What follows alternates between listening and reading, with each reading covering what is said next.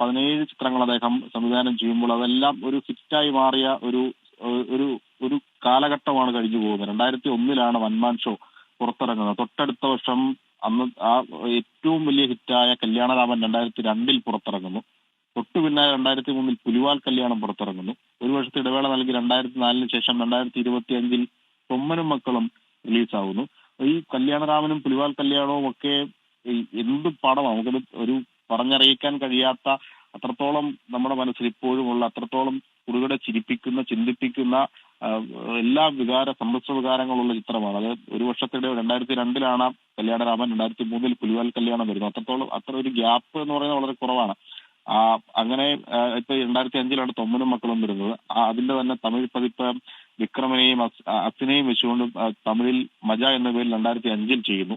പിന്നീട് ഒരു വർഷത്തെ ഗ്യാപ്പ് വരുന്നു. 2006 ശേഷം 2007 മമ്മൂട്ടി ഗോപിക കൂട്ടുകെട്ടിൽ ഒരു മായാവി എന്ന ചിത്രം പിറക്കുന്നു.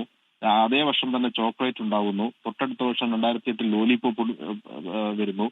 2009 ചട്ടമ്പിനാട്, 2010 മേരിക്കൊണ്ടൊരു കുഞ്ഞാട്, 2011 മേക്കപ്പ് മാൻ, അതേ വർഷം തന്നെ വെനീസിലെ വ്യാപാരി, 2012 101 വെഡിങ്സ്. അങ്ങനെ 2 ചിത്രങ്ങൾ, അത്രത്തോളം ഹിറ്റ് ചിത്രങ്ങൾ.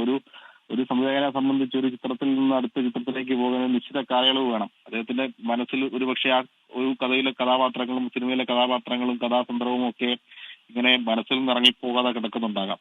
അതിനുള്ളൊരു കാലയളവ് എന്ന് പറയുന്ന ഒരുപക്ഷെ ഷാഫി വളരെ കുറച്ച് മാത്രമേ എടുത്തിട്ടുള്ളൂ.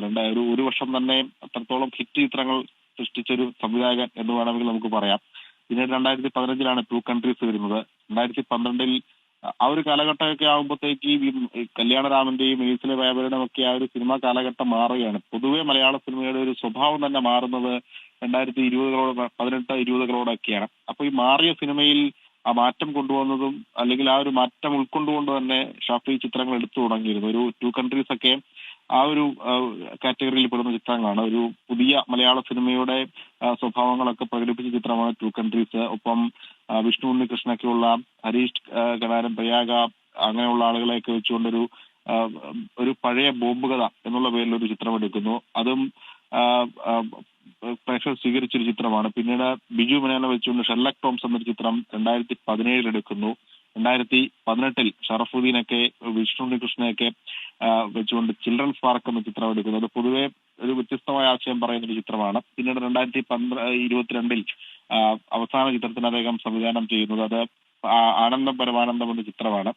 അതിപ്പോഴും OTT-യിലൊക്കെ വളരെ സജീവമായ ആളുകൾ കാണുന്ന അല്ലെങ്കിൽ ഒരു പോസിറ്റീവ് വൈബ് നൽകുന്ന ഒരു ചിത്രം കൂടിയാണ് ആനന്ദം പരമാനന്ദം എന്നുള്ളത്. അങ്ങനെ പുതിയ പരീക്ഷണങ്ങൾ ഒരു